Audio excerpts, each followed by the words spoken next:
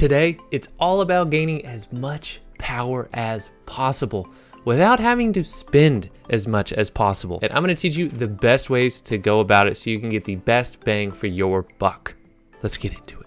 Even if you're not quite at this 5x3 with level 5 gems setup, which is our base setup for our graph here, that is okay. You still need to pay attention because you are gonna need to know how to spend your gold later once you finally do reach this, so you can get as much power as possible for as cheap as possible. At 5x3 with level 5 gems, this was my base damage, 6.74 million.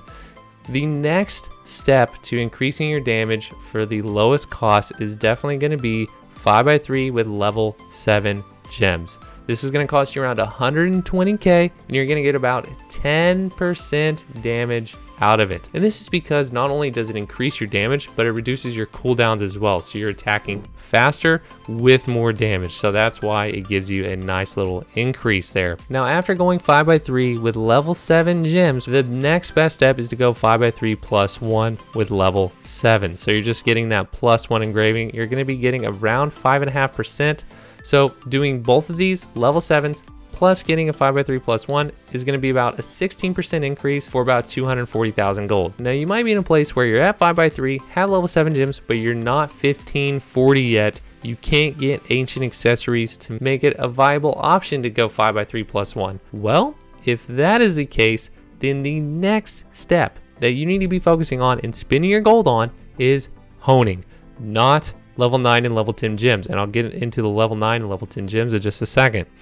Even though the gems are at a very low point right now, it's still not even close to being worth it. So let's talk about honing. Me taking my Glavier from 1517 to 1560, and the only differences were 1 weapon hone and 3 ancient pieces, was a 25.6% damage increase for around 263,000. This is an even better increase than spending 240k gold for 16%. Okay, honing is powerful. So ideally, your logical steps for increasing your power as quickly as possible for as cheap as possible and being efficient is going 5x3 level 7s, then a 5x3 plus 1. If you're not 1540 yet in between these two stages, then you need to be honing, okay? That is where you're gonna get the biggest damage increase. And after you get 5x3 plus 1, the next thing you need to do is continue honing up to the point where you're at an eye level that you can do all of the in-game activities and be getting the best items and the best gear. That is where you should spend your money, because it's not only going to allow you to get the best gear and the best items, etc., but it's going to increase your damage the most as well, compared to buying level 9s or level 10 gems. Let's go ahead and talk about the level 9 and level 10 gems then. So for most classes going level 9 gems, we're going to be using 5 damage gems and 6 cooldown gems. It's going to cost you around 1 million gold for not that much of an increase over 5x3 plus 1 with level 7s. We're talking about an 11% increase. So the time that you need to start buying level 9 gems is when you are 5x3 plus 1, you have level 7 gems, and you are at the eye level you need to be doing the highest tier content so you can be getting the best items, etc., etc. That's when you start buying level 9 or level 10 gems, when you have excess gold, because it is going to cost you out the butt to get these gems, and you're not even going to be getting that much of a damage increase. The only exception to this rule is if you are a transformation class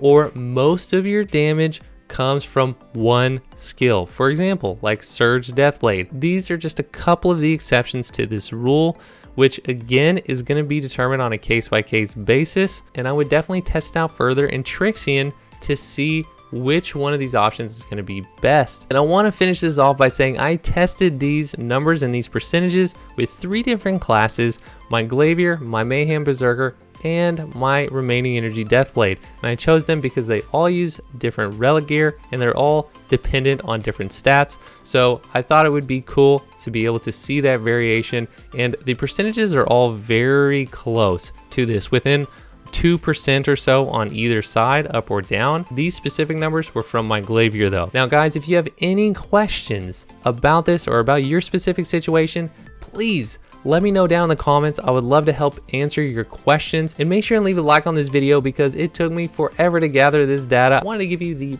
best information that I possibly could. Also, consider subscribing to the channel. We have blown past 2,000 subs, which is freaking awesome. Thank you guys so much for the support. My end goal for the year was 2,500 subs, but I think we're gonna smash through that in the next couple of months. I know that we can with your help. So make sure and subscribe to the channel as well if you like Lost Ark, and I'm gonna see you on the next video.